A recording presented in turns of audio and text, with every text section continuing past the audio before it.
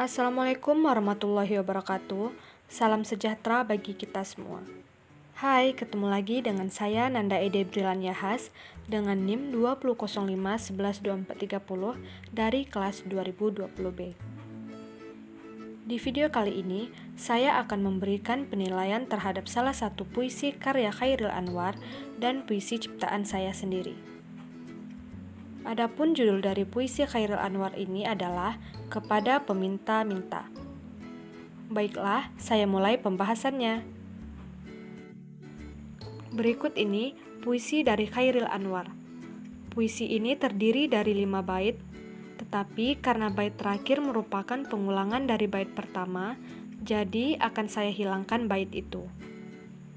Baiklah, kita mulai penilaiannya. 1. Tema mayor. Tema mayor dari puisi ini adalah pengharapan seorang pengemis dan keprihatinan serta ketidaksetujuan tokoh aku. 2. Tema minor.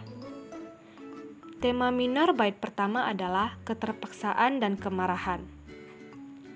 Tema minor bait kedua adalah mengharapkan rasa iba. Tema minor bait ketiga adalah mengharapkan belas kasihan. Sedangkan tema minor bait keempat adalah terganggu dan perkataan. 3. Amanat tersurat. Amanat tersurat yang ada pada puisi di atasnya adalah 1. Jangan memberi dengan terpaksa. 2. Tahanlah amarah. 3. Kendalikan emosi. 4. Rasa iba yang terus mengganggu tokoh aku.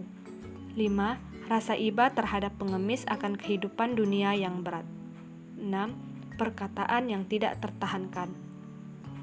4. Amanat tersirat. Amanat tersirat dari puisi di atas adalah 1. Haruslah memberi sesuatu dengan ikhlas. 2. Pemberian yang tidak ikhlas bisa menimbulkan dosa karena tergantung niat kita. 3. Janganlah mengharapkan rasa iba dari orang lain. 4. Janganlah mengharapkan belas kasihan dari orang lain. 5. Karena rasa iba, tokoh aku pada puisi di atas menjadi terganggu akan kehidupan dunia yang begitu keras. 6. Tokoh aku pada puisi di atas mengatakan isi pikirannya agar pengemis tidak meminta-minta dan mencari rezeki yang lebih baik. 5. Pola larik. 1. Bait pertama. Baris pertama memiliki 6 kata dan 13 suku kata.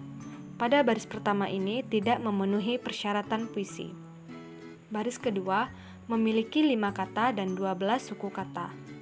Baris ketiga memiliki 5 kata dan 10 suku kata. Baris keempat memiliki 4 kata dan 9 suku kata. 2. Bait kedua. Pada baris pertama memiliki 4 kata dan 10 suku kata. Baris kedua memiliki 5 kata dan 11 suku kata. Baris ketiga memiliki 4 kata dan 9 suku kata. Baris keempat memiliki 5 kata dan 11 suku kata. 3. Bait ketiga. Pada baris pertama memiliki 4 kata dan 11 suku kata. Baris kedua memiliki 4 kata dan 10 suku kata. Baris ketiga memiliki 5 kata dan 13 suku kata. Baris keempat memiliki 3 kata dan 8 suku kata. 4. Bait keempat. Pada baris pertama memiliki 3 kata dan 8 suku kata. Baris kedua memiliki 4 kata dan 10 suku kata. Baris ketiga memiliki 4 kata dan 9 suku kata. Baris keempat memiliki 3 kata dan 8 suku kata. Jadi, dari nilai keseluruhan untuk pola larik adalah 15 poin. 6. Pola bait. Pada pola bait terbagi menjadi 3 penilaian. 1. Jumlah bait yaitu saya beri nilai 4 poin karena dari 4 bait puisi di atas merupakan kuatrin. 2. Koheren. Dari koheren saya memberi nilai 4 poin karena dari semua bait saling bersambungan. 3. Unity. Dari unity ini saya memberi nilai 4 poin karena semua bait satu kesatuan. Jadi dari nilai keseluruhan untuk pola larik ini adalah 12 poin. 7. Pola rima. 1. Bait pertama saya beri nilai 2 poin. Karena dari bait pertama ini ada pola bunyi akhir yang AABB dan pola bunyi pada huruf I dikata lagi dan jadi. 2. Bait kedua.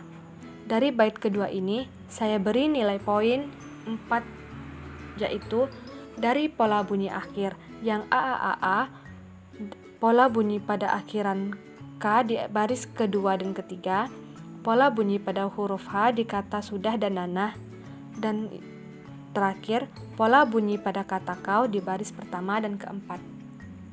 3. Bait ketiga. Saya memberi nilai 4 poin, yaitu dari pola bunyi akhir yang ABBA, dari pola bunyi pada kata tiap di baris pertama dan kedua, dari pola bunyi pada kata kau di baris pertama dan kedua, dan dari pola bunyi pada akhiran rang di baris kedua dan ketiga. 4. Bait keempat. Saya memberi nilai 3 poin, yaitu dari pola bunyi akhir A yang A, B, B, A, dari pola bunyi pada awalan meng di baris pertama dan kedua, dan dari pola bunyi pada akhiran as di baris kedua dan ketiga. Jadi, dari nilai keseluruhan untuk pola rima adalah 13 poin. 8. Diksi. Dalam diksi ada 3 penilaian, yaitu 1. Metafor. Metafor pada puisi di atas yang pertama yaitu menyerahkan diri dan segala dosa, dalam artian pasrah. Yang kedua, nanti darahku jadi beku, dalam artian tidak peduli. Yang ketiga, nanah meleleh dari luka, dalam artian penderitaan. Yang keempat, di bibirku terasa pedas, dalam artian tidak tahan untuk berbicara. Yang kelima, menghempas aku di bumi keras, dalam artian membangunkan atau menyadarkan. Yang keenam, mengaum di telingaku, yang artinya terdengar keras. Penilaian kedua yaitu citraan. Dari citraan ini ada 3 penilaian. Yang pertama, penglihatan. Yang pertama yaitu nanti darahku jadi beku. Yang kedua, sudah tercacar semua di muka. Yang ketiga, nanah meleleh dari luka. Yang keempat, sembarang kau merebah. 2. Pendengaran. Dari pendengaran ini yaitu 1. Bersuara tiap kau melangkah. 2. Mengaum di telingaku. 3. Gerak. Dari gerak ini yaitu A. 1. Sambil berjalan kau usap juga. 2. Sembarang kau merebah. 3. Konotasi. Dari puisi di atas yang termaksud dalam konotasi yaitu 1. Menyerahkan diri dan segala dosa. 2. Nanti darahku jadi beku. 3. Sudah tercacar semua di muka. 4. Nanah meleleh dari luka. 5. Mengerang tiap kau memandang. 6. Menetes dari suasana kau datang. 7. Menghempas aku di bumi keras. 8. Di bibirku terasa pedas. 9. Mengaum di telingaku. Penilaian keempat yaitu pilihan kata yang membentuk rima. 1. Menyerahkan diri dan segala dosa. 2. Nanti darahku jadi beku. 3. Sudah tercacar semua di muka. 4. Nanah meleleh dari luka. 5. Mengarang tiap kau memandang. 6. Menetes dari suasana kau datang. 7. Menghempas aku di bumi keras. 8. Di bibirku terasa pedas. 9. Mengaum di telingaku. Jadi, secara keseluruhan, puisi karya Chairil Anwar yang berjudul Kepada Peminta-Minta memiliki poin keseluruhan 920 poin.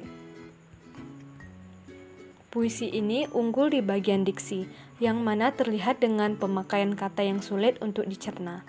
Sedangkan, alasan kenapa puisi ini disebut sebagai puisi bebas adalah karena puisi ini tidak terikat dengan jumlah kata dan suku kata. Terlihat pada bait pertama dan baris pertama yang melebihi dari persyaratan jumlah kata dan suku kata untuk puisi.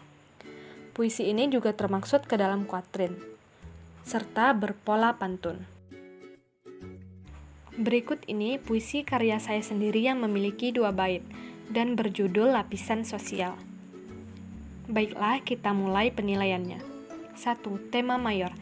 Tema mayor pada puisi ini adalah perbandingan dan perbedaan status sosial. 2. Tema minor. Tema minor pada bait pertama adalah lapisan dan status sosial, sedangkan tema minor pada bait kedua adalah adanya kasta lapisan. Jadi terbentuk dan di kehidupan pasti ada perbedaan walaupun kita berusaha menghindar. Jadi secara keseluruhan, tema minor pada puisi ini memiliki 4 poin. 3. Amanat tersurat. Amanat tersurat pada puisi di atas adalah 1. Jangan membuat harta dan pangkat menjadi ukuran kita terhadap orang lain. 2. Jangan membandingkan kaya dan miskin. 3. Jika terus dibandingkan, maka kelas dan strata akan terbentuk. 4. Jika terus berlanjut, maka siap-siaplah harkat dan martabat akan hilang.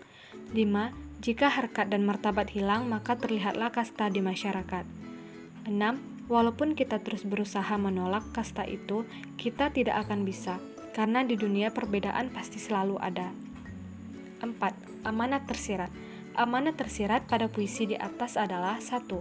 Jangan menilai orang lain dengan harta dan pangkatnya.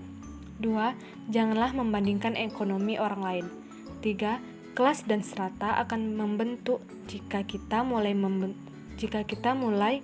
membentuk lapisan sosial dengan cara membandingkan dan menilai orang dengan batasan ekonomi.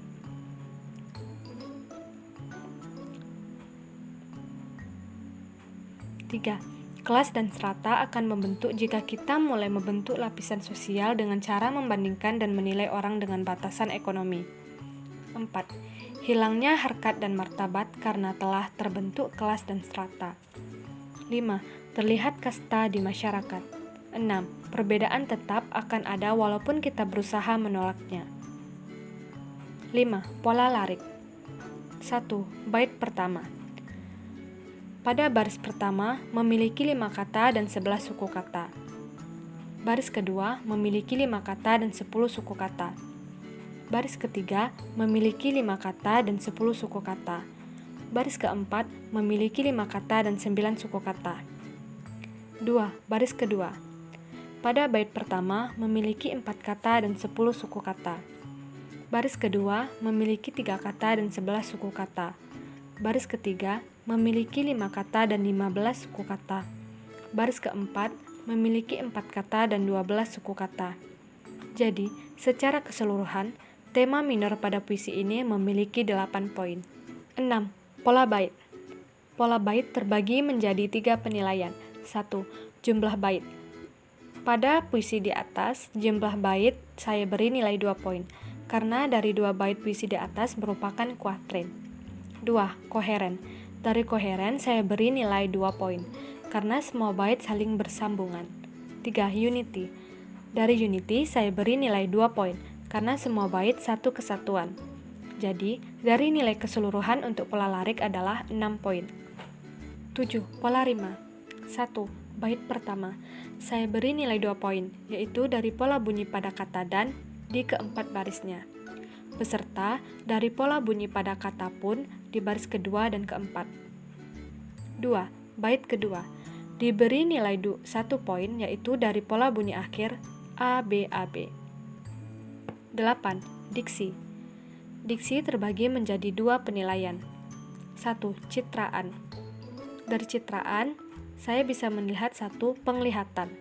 Dari penglihatan ini terbagi lagi, yaitu 1. Harta dan pangkat ukuran derajat. 2. Kaya dan miskin pun dibandingkan. 3. Kelas dan strata kian membentuk. 4. Harkat dan martabat pun amblas. 5. Saatnya kasta ikut bertindak. 6. Dalam kehidupan selalu ada perbedaan. Yang kedua yaitu gerak. Dari gerak yaitu 1. Kelas dan strata kian membentuk. 2. Saatnya kasta ikut bertindak. 3. Memisahkan segala perbatasan. 4. Walaupun kita berusaha menolak. Yang kedua, konotasi. Dari puisi di atas yang memaknai konotasi yang pertama yaitu saatnya kasta ikut bertindak, yang artinya manusia mulai terpisah karena kasta. 2. Memisahkan segala perbatasan, yang artinya terbentuklah lapisan karena manusia melihat kasta pada orang lain. 3. Rima. Dari puisi di atas, pemilihan kata yang membentuk rima yaitu 1. Saatnya kasta ikut bertindak. 2. Memisahkan segala perbatasan. Puisi yang saya ciptakan ini memiliki poin keseluruhan, yaitu 48 poin. Puisi ini unggul di bagian diksi dan amanatnya. Sedangkan alasan kenapa puisi ini disebut sebagai puisi bebas adalah karena puisi ini termaksud ke dalam kuatrin dan berpola pantun. Dari penilaian puisi karya Chairil Anwar dan saya sendiri dapat dibandingkan bahwa puisi yang saya ciptakan jauh dari keunggulan puisi Chairil Anwar. Apa yang bisa menyebabkan puisi Chairil Anwar ini lebih unggul yaitu karena pemilihan kata atau diksi dan jumlah bait. Semakin banyak jumlah bait pada puisi, maka akan semakin banyak juga poin pada puisi itu.